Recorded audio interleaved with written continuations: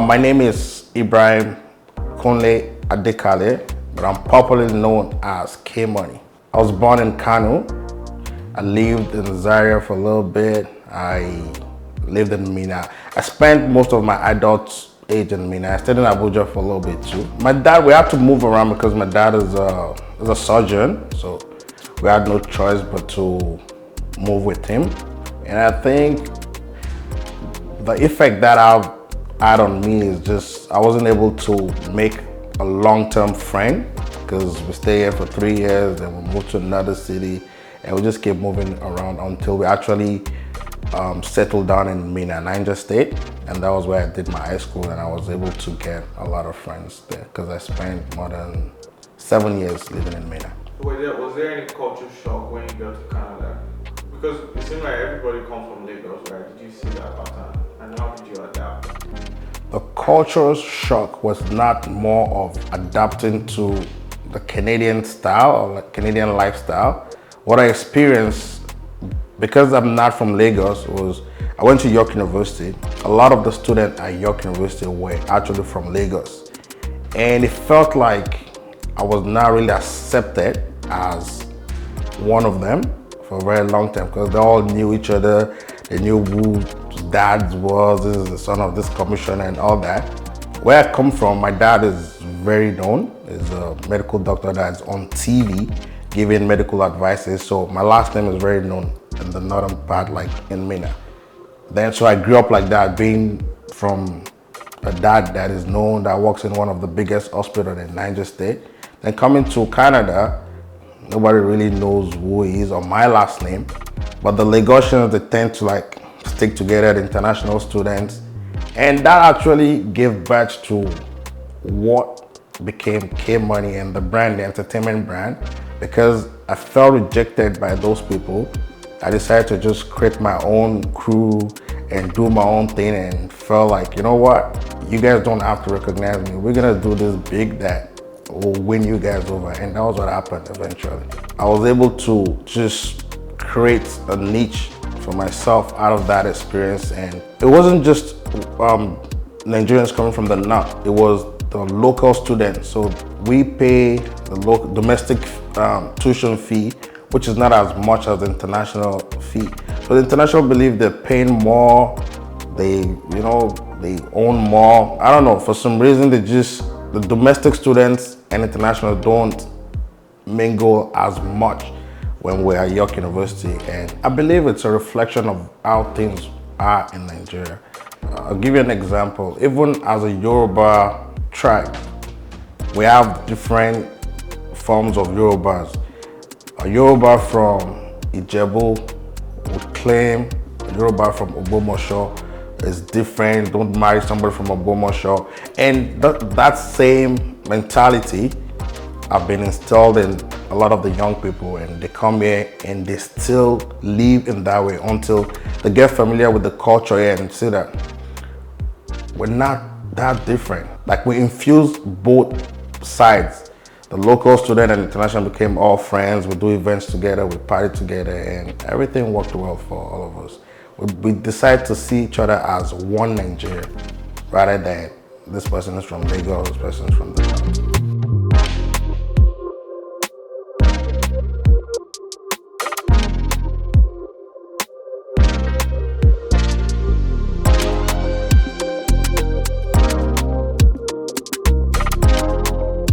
When I started promoting events, I was the youngest Nigerian in the city, Nigerian guy in the city that was promoting African events. Because when we came in, the game felt like it was something for the older people to do. They were more into entertainment, into the clubs. It was more like for a young person to do it, you gotta be bold. And for me, I like being bold. I like just challenging status quo, and I'm like, you know what, I'll do it. My first event was in probably 2005, and I was still in school. So I started a company called Stash House Entertainment with a few of my friends. I was very popular when I was in school. Even when I was back home, I've always been popular. It's just something people just gravitate towards me and just like to associate with me, right? And I decided to use my popularity to do something, which I now decided that when I was young, I don't go to clubs, I don't drink. So I never really grew up in that party scene. But I decided that, you know what, I'll throw a party. I know everybody's gonna come out. So I did one event called the Bailout. Where my strength is I'm very good at picking names that are very catchy and finding locations that are just unique in their own ways. So I did the event, I called it Bailout at that time. The reason I called the event Bailout, that was the time when you turn on CNN, every time you hear Bailout, I think America was in a recession then. So the name stuck in a lot of people's head, so I decided to use it on my flyer. So they saw Bailout. People did not understand what this was about. Is this a conference? Is this a party? The flyer looked very interesting. So a lot of people came out of curiosity. Okay, what's going on here? It was a sold out event. We all had fun. And that was how we gave birth to Starships Entertainment. And now everybody's requesting, can you do another event? Can you do another event? And we just kept going on. And that led to other things. We did it, it was good. We didn't really have a lot of challenges because we were students. Everybody wanted to have fun. It started becoming challenging when everybody saw that, oh, if Kmoney can do it, we can do it. Then everybody became a promoter in the school, Rising, York University, U of T. There was a lot of promotion, so there was a lot of events. And it started becoming a sport of younger people now. Like the younger people actually running the club life and everything. And I became bored. And I'm like, you know what? I'm gonna take a break and try to do something different. Something that would wow the people. I love when the people are wowed. I like just being creative. So I took a break for a year. In 2011, I came up with an idea that basically transformed what entertainment is in Canada as a whole. So we started the African Entertainment Awards. The African Entertainment Awards it's an event. It's a very glamorous event that honors the hardworking entertainers in the city. So this event made more of our entertainers work a little bit harder than they used to, because they believe at the end of whatever they're doing, there's a reward. They love recognition. Everybody loves being recognized for what they've been doing, right? And that was what we did. And African Entertainment Awards actually transformed what we now know as entertainment in Canada, or Toronto mostly.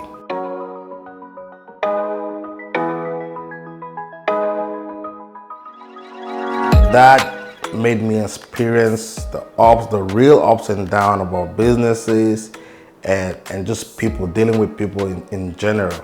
We hosted the first one in 2011.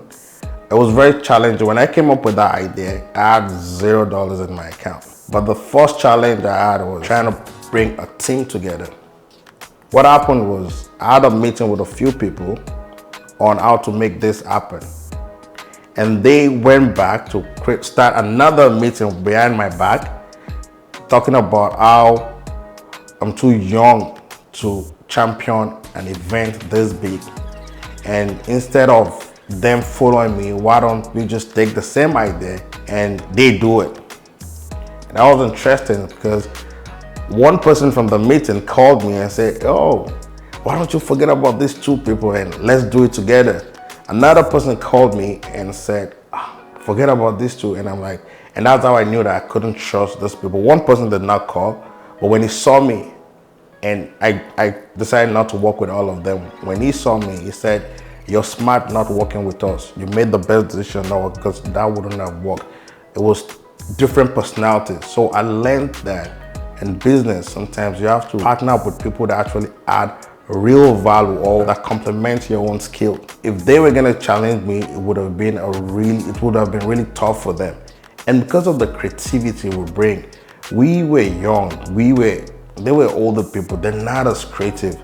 We were very creative. We're at York University, that's a bunch of students. At that time, social media was not even popular. We used flyers, we designed flyers and take them to like restaurants and post them on the wall. We put flyers on cars. So it wasn't gonna be easy for them to compete. So I put together another team, a smaller team, of people that are just like staff. So I have a PR person, I have someone in charge of marketing, accounting, and event production was my thing. So I decided to produce the event. We got a nice venue, right? So the first one went smoothly. Everybody started talking about African Entertainment Awards. It went viral. The media picked it up. There's this new African event going on in Toronto. It's big. We honor artists, models, DJs. Everything that has to do with entertainment was able to come under one umbrella for the first time. Some of the impacts of the African Entertainment Awards was the quality of music videos that were being produced changed. A lot of people just shoot a random video. They don't care if they're gonna win an award or if it looks good. It always look as if it was shot from a webcam. Remember the webcam? So the clarity was bad, but now we set the standard of the quality of videos that can be nominated for an award show, for award at the African Entertainment Award. That pushed people to get a better producer, a better director to shoot their video so they can be nominated and have a chance of winning the award. So how that affects the community is now there's more work for a proper producer, a proper director. People go in the studio and mix and master their music properly. An artist told me once that, I was getting tired, I was giving up on music until you started the African Entertainment Awards, because that motivated me to make music, because I keep hoping that maybe someday I can take an award home, have a trophy on my shelf that my kids can see, and they can say one day, oh, our dad was a musician, won an award on this platform. So that really changed a lot for the community. Everybody just upped their game. It's also introduced new talents on stage. We go around, discover talents, we bring them on stage to perform, and everybody's like, wow, we didn't know there were people that could sing like this in the city. So it was very good for talent discovery. It was very good for other people understanding other people's culture or music. A lot of the Nigerian artists did not know the Ghanaian artists. So when we put them on the same platform or on the same nomination categories, they started doing research on each other, and we were able to see a lot of features musically just from that. Oh, I didn't know you sing this well. I didn't know you were around. Blah, blah. They jump in the studio and they make good music together. So it had a lot of good impact on the community, especially uniting the community and just uplifting the community. Like, I also love to mention that we're actually the first African Entertainment Awards in the diaspora. We started it and everybody else came after us. Only award show that was very prominent at that time but was not called African Entertainment Awards was the Nigerian Entertainment Awards. That was a big and amazing event that was going on in New York at that time. So we got mentorship from the founders or the organizers of Nigerian Entertainment Awards, and we decided to do African Entertainment Awards. But it was difficult for us in Canada to bring a lot of international artists because the people in the state got us airline sponsorship that made it very easy for them to bring artists from Nigeria to the States. The airline does not operate in Canada. So even though at one point we did a sponsorship collaboration, it was very difficult to get the artists to Canada because the visa situation in Canada is just crazy. And because of that, we had to change our strategy on how to still execute an amazing event. So we decided to split our categories to an international category and the local category. So to just help bring up the local artists to a little bit get inspired by the international artists. And when we do our own show, we're not able to bring we can't bring 10 artists unlike the people in the US. So we pick 3-4 artists just because of cost and logistic issues like visas and all that. Visas is very difficult to get coming to Canada. And a lot of the Nigerian artists were not really interested in coming to Canada at that time. So we had to convince them and just bring a few. And it's different now. Visa processing is still not as easy, but it's better. But the award was very challenging because of the cost of production was really high, because every year we try to elevate the standard of the awards. We try to bring more international artists. Did the event for 3 years, then we took a break because it became really expensive and it wasn't as profitable. And every time we outgrow the last one, we have those big dreams of making it bigger. So if we made 10,000 from the last one, instead of us to stay, and you can consider that a mistake or not, instead of us to stay in the same spot and try to sell maybe 1,000 more tickets, we go to a bigger venue. And now a bigger venue, the cost of production is higher. So every year the event gets better, but we spend more money when it comes to production, and that really affected us. So we had to take a year off, and we decided doing it every other year. I saw that as a community service, not necessarily as a business. It's just a platform that brings all African, all entertainment entities together on the same platform to collaborate, to share ideas and grow together as a unit. And that's what we're able to capitalize on. Now look at the way Afrobeats is going viral everywhere. We're able to bring everybody together to build that African entertainment industry to a level where we get recognized by other people. So the goal is for next year to make this a very phenomenal event, and at the same time try to use it to uplift our community and just bridge the gap between the diaspora and the people from back home.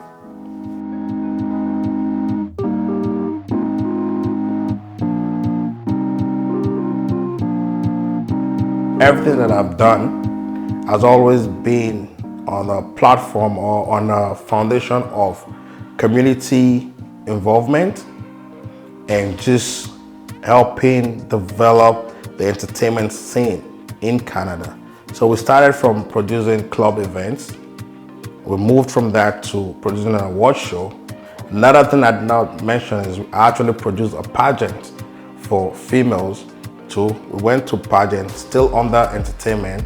We've helped with promoting concerts, putting together concerts in the city, and we're far from home.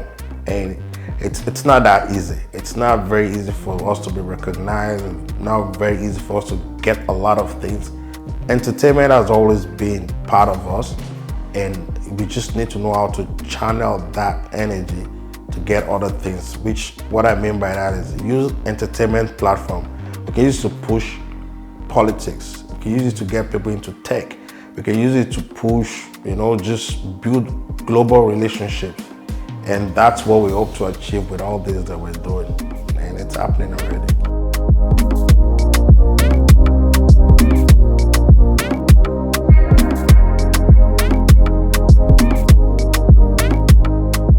Hi, my name is Mustafa, aka DJ Empire. I'm from Toronto. I represent Kenya and I DJ and have fun. In Toronto, the industry is beautiful and it's also ugly at the same time. Beautiful in a sense whereby nowadays there's Afrobeats everywhere. You go to the convenience store, you hear Afrobeats. You go to the mall, you hear Afrobeats. The crowd is there. People do show out. They love the music, obviously, so they will show out. That's the beautiful part. The ugly part is getting venues. We don't have venues that actually want us in their locations. And the few that's available is quite expensive to rent also. There's a lot of good venues, but we can't put our foot in it because we're still Africans, right? But we gotta do what we gotta do to make the culture grow and to also have fun, right? Like people need to actually have fun and enjoy because they had a long week, and in Canada, people are actually 95% of the time stressed. Hey there, how you guys doing? My name is Mr. Dre. I am from Nigeria, specifically Anambra, but I'm based right now in Toronto, Canada, ladies and gentlemen. By day, I am a broadcaster, and by night, when I'm serving the world, I'm a stand-up comedian, event host / MC, and I'm also a podcaster. My journey starts in 2012 in a little town called Peterborough. I went to a university called Trent University, and we started putting on some of the events in Peterborough. We were the only ones organizing all the Afrobeat events at that point in time. So in Toronto, we didn't have clubs like that that would just accept Afrobeats. Like you would either go to a restaurant that was owned by an African and have your event there. So we didn't even have access to the clubs in 2012 like that. Like we had to rent out venues, banquet halls. If you wanted to play Afrobeats at that point in time, any club we went to in Toronto was top 40s, hip hop, and then dancehall and soca. Back then, as a promoter, as an African promoter in Toronto, if you wanted to pay for a party, you would have to meet a bar minimum. Now it's not that big anymore, but you had to meet a bar minimum of like 6,000-7,000. If you don't sell that in alcohol, you're on the hook for that. And so, that was us trying to like put our necks out there saying, hey, we have the crowd for it. We will sell out this place. We guys will have a good time. And we will. Peace. No violence, no nothing.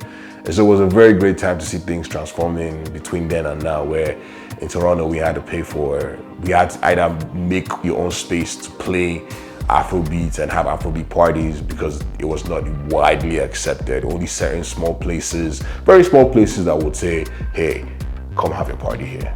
Afrobeats is heavy in Toronto. It's now the plan of how do we proceed that longevity. Because Toronto is one of those cities that I see where the nightlife is being choked in terms of like the government, for example, are now, venues are closing down and being replaced with condos and properties and all that kind of stuff. And so, and that's where the nightlife lives, in those venues and those spaces. So it's one of those things where at some point, there has to be a breaking point where we just have to stand up for the community and the culture. So yes, Afrobeat is here to stay. The only problem now, or the question that I do have for you, is the longevity. How long it's going to be here. There's no African nightclub location in downtown. There's only maybe lounges and one or two places that people gather, and that's because we don't have an option. The only way we can get venues like that is us owning it, like Vegas style nightclubs, how these other people like EDMs and hip hop clubs have. We would have killed the game. I did own a nightclub. It was called Play Nightclub, and it was actually the most beautiful thing I've ever done. And we only played African music and a touch of Caribbean music for the weekends. I've seen the change, and that's why I keep on saying that we Africans, we need nightclub standard venues. Even though I owned my own nightclub, it wasn't, I'm not gonna tell you it was the best nightclub. I can tell you it had the best vibe in the city, but it's gone now. We had to close because, again, financial reasons. The club was good. We were making good amount of funds. It just, our landlord, it was funny. Our landlord actually called us one day and said, hey, I've seen your Instagram posts and I've seen what you guys are selling. I think you guys should add more rent to the money. And he wanted more funds from us because he sees our videos and the amount of people in the club, and he's saying that we want more. So he made us shut down because we didn't want to pay extra money. How much was extra money, guys? $12,000. So you were paying how much? We were paying $30,000, and he made our rent $42,000 within a matter of a year and a half. Yeah. So you were paying $42,000 a month? We were paying $30,000 a month, and he wanted us to pay $42,000 a month. Yeah. What he did was legal, yes, because we had an open contract, which means that it was an open contract for 2 years, and we hit the 2 years line. So he could have decided what he wanted 2 years after. Me and my partner, we felt like it wasn't the right move to continue with that location because we felt like we were just being bullied. Even if things were going bad, we could have still continued paying the $42,000 he wanted, but we felt like he only did it out of pettiness, out of greediness, so we just dropped the whole thing. The problem we were facing with that is it's very, very expensive to run a nightclub, to open a nightclub. It's very stressful. The only hardest part, I don't care about the stress. I don't care about the these sleepless nights. It's what I do. I love what I do and I live for it. My problem is the financial part. We're talking about $1 million to open a nightclub, and I obviously don't have $1 million to open a nightclub. So again, it also comes down to the part where I was saying we should all come together and open our own nightclub. It would have been beautiful. Talking about infrastructures in Canada, I think we're still lacking. A lot of things is still not properly done. We have a lot of influx of immigrants coming from Africa, and we don't have structures that enables them to flourish. And my advice has always been that what we Africans need to start doing is taking ownership, or just thinking ownership basically. For a very long time, we've done our events in clubs that are owned by other people. Most of the revenue or the profit is being made by these people, and we're just slaves just working for them. You know, we promote events, they make all the bucks of the alcohol. But lately, a lot of people are taking ownership and owning lounges, owning restaurants, and that's a good thing, but we need to see more of that. When we all can come together and create all these establishments, it makes the next generation that are coming, makes things easier for them. And showing such example just helps the next generation to think about. When we were growing up, no one was showing us that no one told us we can own establishment. We saw them renting or leasing places, and we just did the same thing. But a few of us decided that, you know what, there must be a better way. And we decided that, you know what, I'll probably buy the business, buy the whole building, make it into a lounge, make it into a banquet, or make it into an event space, instead of my people going somewhere else, renting from an Italian guy or an Indian guy and building their own, using that African money to build their own community. We'd rather just put that money into our own community and build ourselves up. Building an Afro-Canadian entertainment scene in Canada, it's very challenging. Some of the reason why this is challenging is because of our population. As much as we believe that there's a lot of Africans in Canada, it's not true compared to the US or the UK. So therefore, when you have a product you're trying to sell to cater to just your own people, it's not an easy sell because the population is not really there. Canadians are very conservative. All they do is work and go home. So when it comes to entertainment, it's very difficult selling tickets and stuff. But over the time, a bunch of promoters have been able to create amazing events that is starting to change the mindset of the people that, you know what, this shouldn't all just be work.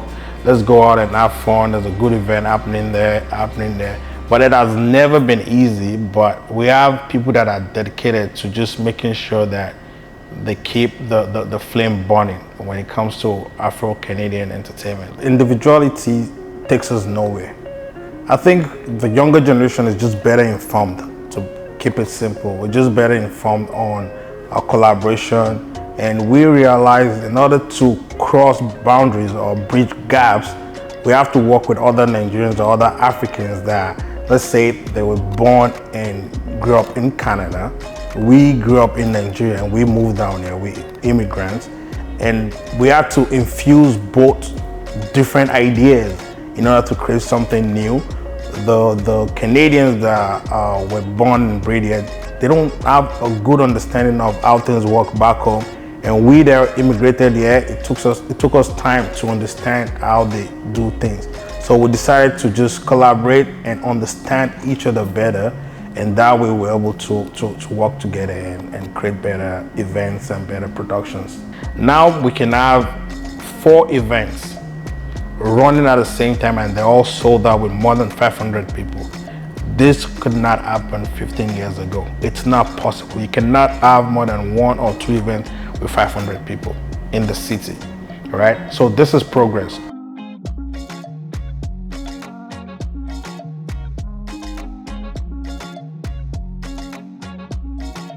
Like I've always said, the goal is at the end, I just want someone to look at me or look at the things that I've done and say, because of Ibrahim Adali, I did not give up on my dream. If he can do it, then I can do it. And if we're able to create these platforms and create a solid foundation for the next generation coming, to build on.